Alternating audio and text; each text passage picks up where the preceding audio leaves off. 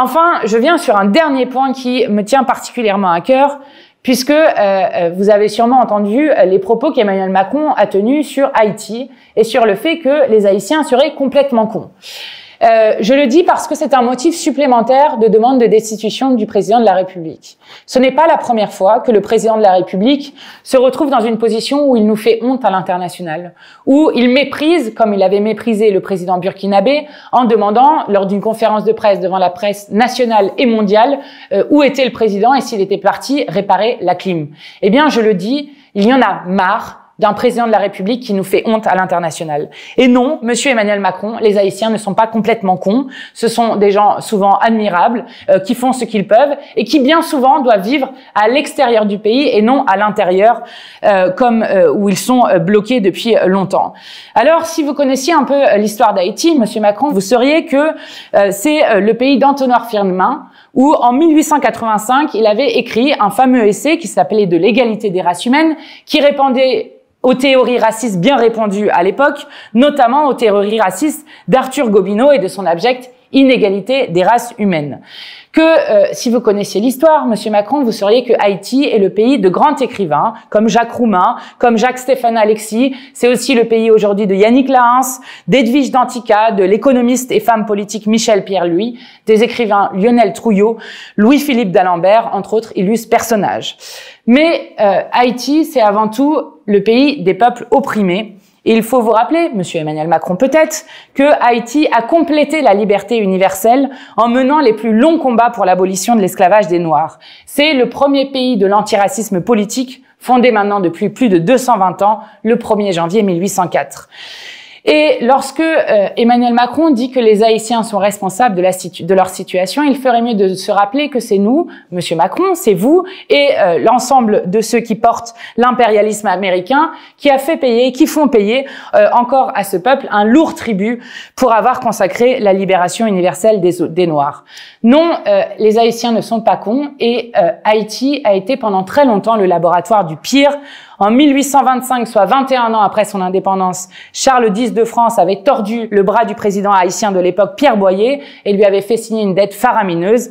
Cette dette et cet argent versé pendant des décennies à la France a miné l'avenir des Haïtiens. Haïti a ensuite été occupé par les Américains de 1915 à 1934, et par la suite, à partir de 1957, c'est l'horrible dictature des Duvalier qui avait été activement soutenue par les États-Unis sous prétexte de combattre le communisme. Ce laboratoire du pire se retrouve avec le Fonds monétaire international qui applique depuis trop longtemps son programme ultralibéral en Haïti, avec des barrières douanières dans les années 90 qui avaient été baissées, l'exigence de vente de biens publics sous prétexte de bonne gouvernance, de politique d'ajustement structurel, quand même le dire le FMI, bref, toutes sortes de fadaises du néolibéralisme triomphant. Haïti a été le laboratoire de tout cela.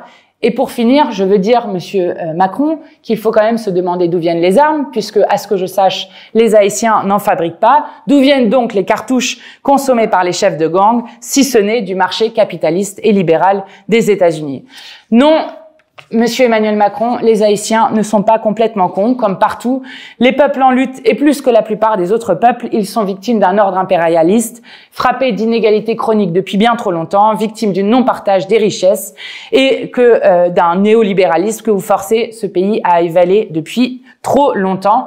Les membres du gang aujourd'hui à Haïti sont les enfants de la rue d'hier, à cause de la faillite de l'État que le libéralisme triomphant a trop longtemps démantelé.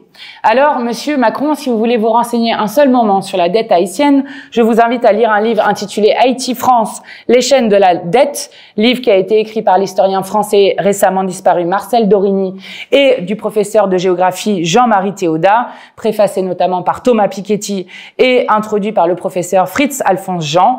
Haïti-France, les chaînes de la dette. Sinon, vous pouvez aussi découvrir les écrivains haïtiens. Je vous conseille notamment l'anthologie de la poésie haïtienne parue en 2015 aux éditions du Seuil. Et Haïti, je crois, monsieur le président, devrait cesser d'être le laboratoire du pire. Les Haïtiens en luttent ainsi pour changer leur pays. C'est un défi pour la modernité sociale et antiraciste, un défi que nous devrons tôt ou tôt regarder en France.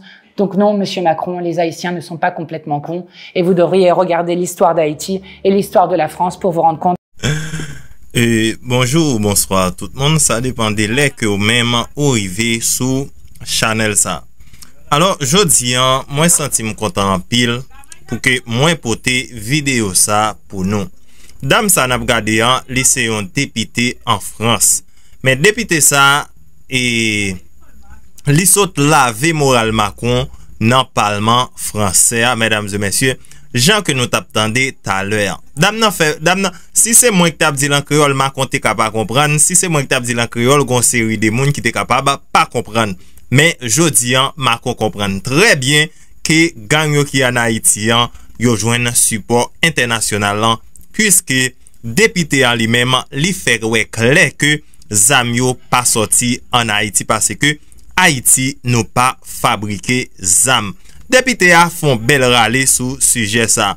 Et c'est moment tout nous mêmes haïtiens pour que nous prenions conscience de l'état pays nous. C'est moment tout pour que bandits eux même yo suspend travail pour l'autre nation pour yo détruire pays d'Haïti, mais plutôt en notre travail pour que nous construisons pays d'Haïti. Mesdames et messieurs, c'est avec vous même quel que soit côté yo capable de contribuer. Kounya la grâce ensemble avec réseaux sociaux là, li facile pour que nous entrions en communication. Grâce ensemble avec réseaux sociaux là, li facile pour nous faire message, nous voulons faire passer passer. Nous t'a souhaité que chaque haïtien qui fait une vidéo, chaque haïtien qui gagne influence sur réseaux sociaux, c'est pour nous que nous mettons des c'est pour nous mettre une série de bagages sous profil nous pour faire communauté internationale là sentir que nous comprenons côté douleur nous sorti. Pour que nous fassions bien comprendre que c'est eux même qui mettent insécurité ça qui gagne en Haïti. Pour que nous fassions ONU, OEA, ambassade des États-Unis d'Amérique qui situe en Haïti, ambassade de la France, le Canada, c'est eux même qui nourri chaos ça qui gagne en Haïti. Si je ne jodi là, nous Haïtiens, nous n'amarons, c'est si je ne jodi là, nous mêmes Haïtiens, nous n'amarons, c'est résultat travail et la France, résultat travail, les États-Unis d'Amérique, résultat travail, le Canada. Je ne jodi nous tous de lever camper parce que c'est nous tous qui concernés. Moi me concerné ou même tout ou concerné. M'tare mon dit m'sort penser dans espace commentaire et des députés ça qui fait une belle sortie qui l'avait visage Macron ensemble avec ça nous connaissons, on connaît. Merci en pile, à la prochaine pour une autre vidéo. Dame ça lirele, dame ça c'est Mathilde Pano. Je ne jodi là, nous avons pile bagay que nous capable faire si nous voulons. Nous avons pile bagay que nous capable faire si nous voulons.